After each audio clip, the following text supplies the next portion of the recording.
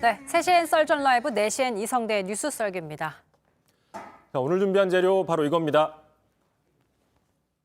이재명 후보가 약간의 차이지만 앞서고 있단 말이에요. 이 결과를 놓고 아마 국민의힘에서는 우리가 가장 예측에 실패한 것이 바로 이 부분 아니냐. 지금 아마 이준석 대표의 얼굴이 많이 구겨졌을 겁니다.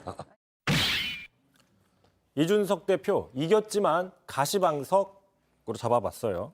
자, 윤석열 후보 대통령 당선으로 국민의힘은 5년 만에 정권을 탈환했습니다.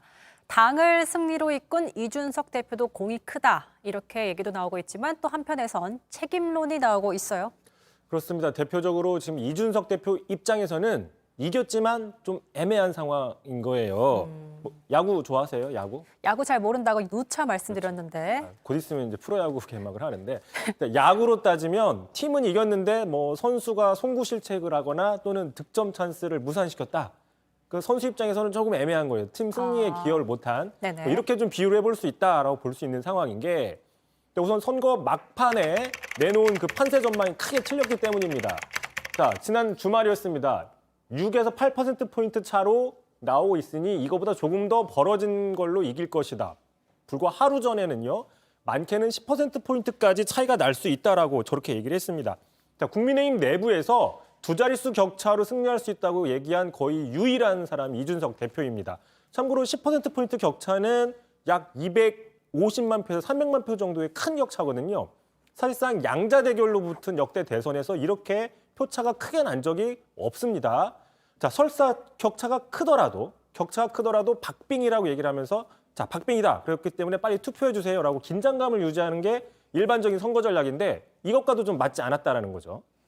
그래서 저희가 앞서 뉴스 썰기에서도 몇 번 분석을 해드렸지만 밴드웨건 전략, 그러니까 대세론으로 막판 부동층을 견인하겠다, 이런 전략이 아닐까라고 분석을 해봤습니다. 한데 결과적으로는 빗나갔어요. 그렇습니다. 오히려 이 후보, 이재명 후보의 지지층을 결집하는 그 동력을 제공한 거 아니냐. 저런 10%포인트 얘기가. 뭐 결과적으로 결국 0.7%포인트 차로 아슬아슬하게 이겼기 때문에 이 후보층이 결집한 건 맞는 거죠. 자, 당내에서는 10% 발언이 없었다면 격차가 좀 더 크게 벌어졌을 것이다. 그래서 어제 출구조사 당시에 표정이 저랬다. 이런 분석들이 나오고 있습니다. 들어보시죠. 원래 이제 선거판에서 가장 잘못된 모습이 다 된 듯이 행세하는 거거든요. 혹시 그런 모습으로 비춰지지 않을까 하는 걱정을 하는 분들이 많이 있었죠. 네, 방금 김재원 최고위원 지나가고 있는데요. 뉴스서울 끝나고 한번 물어보면 될 것 같습니다.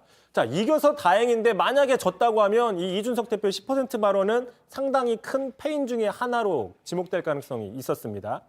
자, 그렇기 때문에 지금 이준석 대표가 대선 승리를 이끈 당의 대표임에도 불구하고 개인적으로는 좀 마음이 그렇게 편하진 않을 것이다, 가시방석일 것이다, 이런 분석들이 나오고 있는 건가 그렇습니다. 봅니다. 그리고 또 여기에 더해서 더 심각한 건 그 빗나간 승리 방정식 때문이다, 이렇게 분석을 해볼 수 있는 게, 자, 제가 한번 언급을 해드렸었죠. 이준석 대표의 승리 방정식. 자, 세대 포위론, 그다음에 호남 득표론 단일화 반대인데 맨 마지막에 있는 저 세대 포위론이요.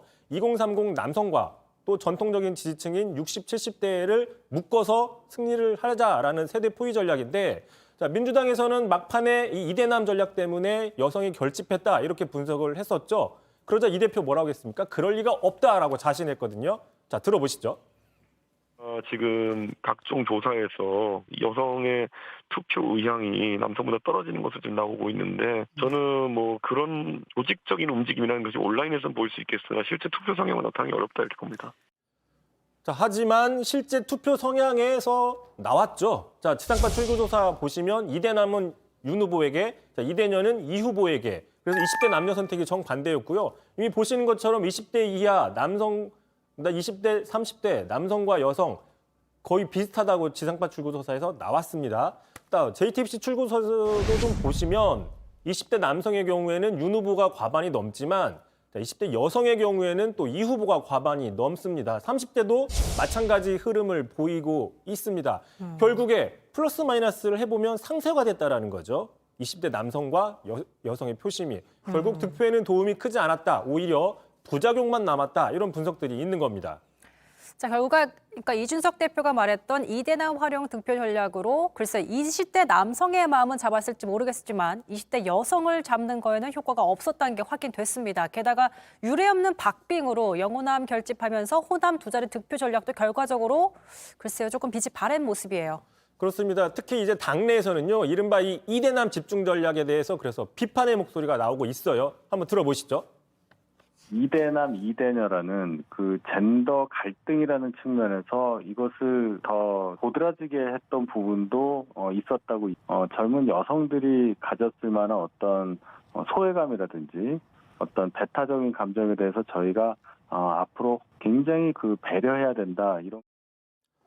자, 당장 그래서 지금 여가부 폐지 공약이 현안으로 떠올랐지 않습니까? 그대로 실현될지 관심이 모아지고 있는데 2030 여성 표심이 확인된 만큼 당내에서는 이름을 고쳐서라도 존치를 시켜야 된다. 뭐 이런 목소리들도 있고요. 자, 이 역시 조금 이따 김재원 최고위원한테 물어보면 될 것 같습니다.